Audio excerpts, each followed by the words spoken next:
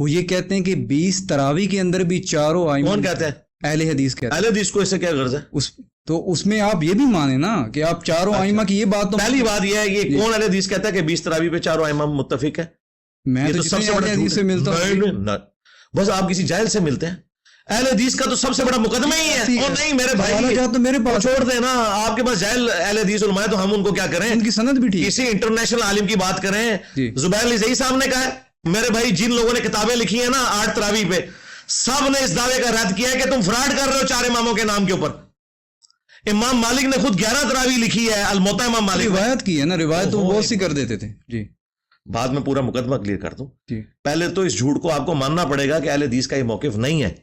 اہل حدیث جو بندیوں کو, اہل بریلویوں کو یہ کہتے ہیں کہ چاروں ائمہ کا اتفاق نہیں ہے. یہ آپ کو کسی نے غلط بتایا ہے. اہل حدیث کی ساری کتابیں جو تراوی کے مسئلے پہ ہیں نا, اس میں وہ 20 تراوی کا بھی رد کرتے ہیں, اور ائمہ کرام کا اس اعتبار سے وہ ہائی لائٹ کرتے ہیں کہ امام متفق نہیں تھے. امام مالک کے حوالے سے 11 بھی 41 کا قول بھی پیش کرتے ہیں. امام شافعی رحمۃ اللہ علیہ کے حوالے سے بھی وہ بیان کرتے ہیں کہ امام شافعی نے کہا کہ میرے نزدیک رکعتیں کم ہو اور قیام لمبا ہو یہ زیادہ بہتر ہے. 20 تراوی کو تو ائمہ مانتے ہی نہیں ہیں, اور اہل حدیث تو یہ مانتے ہی نہیں ہے کہ جو چاروں ائمہ تھے وہ 20 تراوی کے قائل تھے. یہ آپ کا نالج ادھورا ہے. ابھی آپ تحقیق کریں. 20 تراوی کے مسئلے کے اوپر آپ ہمارے استاد شیخ زبیر علی زئی صاحب کی کتاب قیام رمضان کے اوپر, جو اہل حدیث کے پاس سب سے اتھینٹک کتاب ہے اس وقت 20 تراوی کے مسئلے کے اوپر, وہ انہوں نے لکھی ہے. مالکی آج کل وہ 39 سے زیادہ رکعات پڑھ رہے ہیں, مطلب جتنے بھی ان کے جو 20 تراوی تو آپ نے خود ہی ختم کر دی. مقلدین جو ہیں وہ 8 سے زیادہ 20 ختم ہو. نہیں یہ اب 2 علیحدہ مقدمات ہو گئے نا. پہلی بات ہے کہ مکہ میں 20 ایک منٹ وہ چھوڑ دیں, مکہ میں بھی ختم ہو گئی ہیں. ختم. انجینئر صاحب کی سازش کامیاب ہو گئی ہے, مدنی سازش. وہ تو محمد سلمان نے ختم کروا دی ہے. وہ تو کووڈ کی وجہ سے. اور سرکار ختم ہو گئی ہے. اب کووڈ ختم ہو چکا ہے, 20 تراوی بھی ختم ہو گئی ہیں. 8 ہوتی ہیں. اچھا جی آگے ڈورو. پہلے بھی 10 کر گئی. او جناب وہ ختم ہوگی 2 10 بھی 8 پہ آ گئے. آگے چلو. میں آپ کو بتا رہا ہوں کہ ہمارے اکثر مخالفین بریلوی دیوبندی اہل حدیث ایسے ہیں کہ جن کو اپنا منہج بھی نہیں پتا. ہم دیوبندیوں کو بتا رہے ہوتے ہیں بھئی یہ دیوبندیوں کا عقیدہ نہیں ہے, دیوبندیوں کا یہ عقیدہ ہے, آپ کو یہ غلط بتا رہے ہیں. کتاب میں ہی لکھا ہوا ہے. دیکھیں ہم اتنے ایماندار ہیں کہ ہم ان کے اوریجنل عقائد بتاتے ہیں. اگر کوئی دیوبندیوں پہ الزام لگائے نا کہ ان کا یہ عقیدہ ہے, تو ہم بتاتے ہیں ان کا یہ عقیدہ نہیں ہے, وہ یہ کہتے ہیں. کوئی کہے نا بریلویوں کا یہ عقیدہ ہے. میں نے دفاع کیا کہ اعلیٰ حضرت قبر کے چومنے کے بھی قائل نہیں ہے. انہوں نے احکام شریعت میں لکھا ہے کہ علماء کے 2 گروہ ہیں. ایک کہتا ہے قبر کو چوم سکتے ہیں, دوسرا کہتا ہے نہیں چوم سکتے. وہ کہتے ہیں میرے نزدیک احوط یہی ہے, یعنی اس میں احتیاط ہے کہ قبر کے سامنے چومنے کے لیے بھی نہ جھکیں, کیونکہ یہ بھی حد رکوع تک آپ پہنچ جائیں گے. یہ میں نے اعلیٰ حضرت کا دفاع کیا ہے کہ یہ جو بریلوی آج کر رہے ہیں اعلیٰ حضرت کا اس سے کوئی لینا دینا نہیں ہے. اعلیٰ حضرت فرض نماز کے بعد بلند آواز سے کلمہ پڑھنے کے قائل نہیں ہے. آج بھی جو بریلی میں مسجد ہے اس میں فرض کے بعد بلند آواز سے کلمہ نہیں ہوتا. میں دفاع کرتا ہوں.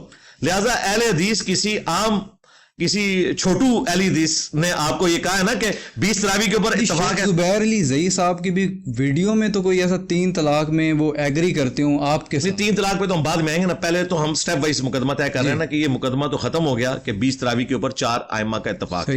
لہذا اگر 4 ائمہ کا اتفاق ثابت کر دیں, میں 20 کے حق میں ہوں گا. ویسے تو میں قائل ہوں, میرے نزدیک تو آپ 60 پڑھیں, نفلی عبادت ہے, کوئی مسئلہ نہیں. میری ویڈیو ریکارڈ ہے, کب سے ریکارڈ ہے. میں یہ کہتا ہوں کہ میں نے خود ثابت کیا ہے کہ طلق ابن علی سنن ابی داؤد میں آتا ہے, وہ ایک جگہ گئے, انہوں نے 8 تراوی پڑھائی, وہاں 8 کا ذکر نہیں, تراوی پڑھائی, اور اپنے گاؤں میں آ کے گاؤں والوں کو دوبارہ سے پڑھائی. تو میں نے کہا اگر 8 بھی پڑھائی تھی 16 تو انہوں نے پڑھی. میں قائل ہوں, لیکن میں یہ بات کروں گا اگر حنفیوں کو یہ شوق ہے نا کہ 4 ائمہ کا اتفاق ہے تو 4 ائمہ سے ثابت کریں, ہم ان کے حق میں فتویٰ دیں گے. اگرچہ ہم 20 کو جائز سمجھتے ہیں. میں نے تو اپنے سٹوڈنٹس کو ویڈیوز میں کہا ہوا ہے کہ جہاں 20 تراوی ہوتی ہو وہاں 20 پوری پڑھ کے نکلیں. اصل مقصد قرآن سننا ہے, ٹھیک ہے, ہم قائل ہیں. لیکن یہ دعویٰ کرنا کہ 4 ائمہ کا اتفاق ہے, نہ میرے بھائی, کوئی اتفاق نہیں ہے. مضبوط بات وہی ہے جو بخاری مسلم میں ہے کہ رمضان ہو یا غیر رمضان, نبی علیہ السلام کا قیام اللیل 11 رکعت ہوتا تھا. وہی تراوی ہے, وہی قیام اللیل ہے, وہی وتر ہے, وہی تہجد ہے. یہ 4 نام ایک میں بولے گئے ہیں, اور امام بخاری نے باقاعدہ اس کے اوپر چیپٹرز باندھے ہوئے ہیں. اس کو ہم نے الحمدہ ثابت کیا ہے. یہ دعویٰ کہ 4 ائمہ متفق ہیں 20 تراوی کے اوپر, یہ دعویٰ بالکل جھوٹا ہے ان کا. لہذا اہل حدیث اگر اس کی پلی لے کے مجھے گھیرنے کی کوشش کر رہے ہیں کہ تم 3 طلاق کے مسئلے میں 4 ائمہ کا سہارا لیتے ہو, میں ائمہ کا سہارا نہیں لیتا, میں حدیثیں پیش کر رہا ہوں.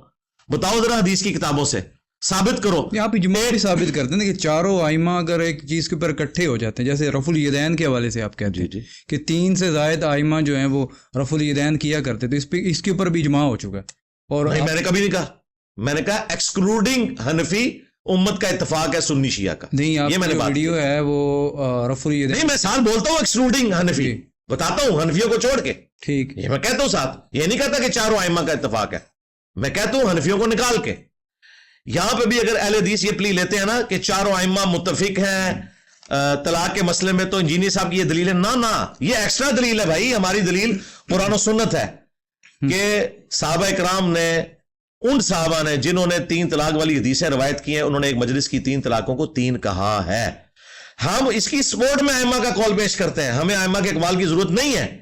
ہم یہ کہتے ہیں کہ ائمہ کا اتفاق تھا. پہلا بندہ جس نے آگے اس مسئلے کو ہنگامہ بنایا ہے وہ ابن تیمیہ ہے. آپ آج بھی بن باز کا فتویٰ پڑھ لیں جو مفتی اعظم سعودیہ ہیں، انہوں نے باقاعدہ 3 طلاق کا مسئلہ لکھا ہے اور انہوں نے کہا کہ میری رائے جو ہے وہ امام ابن تیمیہ کے ساتھ ہے. اس کی بھی جرت نہیں ہوئی کہ پرانے کسی امام کا قول نقل کرے کہ فلاں قائل ہے. وہ ابن تیمیہ سے ہی سٹارٹ لیتے ہیں. ان کو پتہ ہے کہ پرانے اہل سنت اتفاق رکھتے تھے. ہاں، اہل تشیع کے ہاں ڈیفرنٹ مسئلہ پایا جاتا ہے.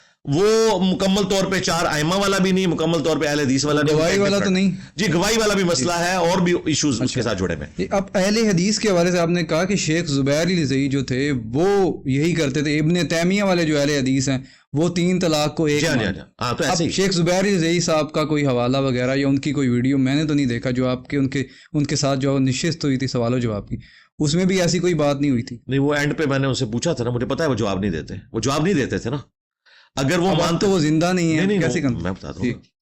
مجھے بتائیں، اگر شیخ زبیر الرضی صاحب نے کوئی ایسی بات کرنی ہوتی جو اہل حدیث کے حق میں تھی، تو اس بات سے ان کو کوئی نقصان تھا؟ اہل حدیث فرقہ تو پہلے ان کو اپنا امام کہتا ہے. کوئی ایسی بات تھی جو اہل حدیث فرقے کے خلاف تھی اور وہ نہیں کرنا چاہتے تھے، اس لیے انہوں نے میری بات کا جواب نہیں دیا. مجھے پتا تھا، میں نے دیکھے اس میں ان کو فریڈم دیا کہ آخری سوال ہے، آپ کی مرضی جواب دیں یا نہ دیں.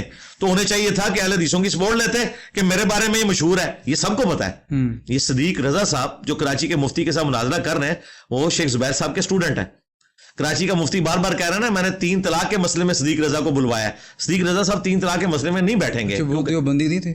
کون؟ وہ جو صدیق رضا. نہیں، وہ اہل حدیث عالم. ہاں، میں ان سے ملا ہوں. شیخ زبیر صاحب کے ساتھ کھانا کھایا تھا 2010 مارچ میں، تو وہاں پہ دسترخوان پہ یہ بھی موجود تھے. تو وہ میری پہلی اور آخری ملاقات تھی ان کے ساتھ. تو وہ ان کو بلا رہے ہیں 3 طلاق پہ، وہ کہہ رہے ہیں میں نے اس مسئلے پہ بات نہیں کرنی. انہیں پتہ ہے اس بات کا.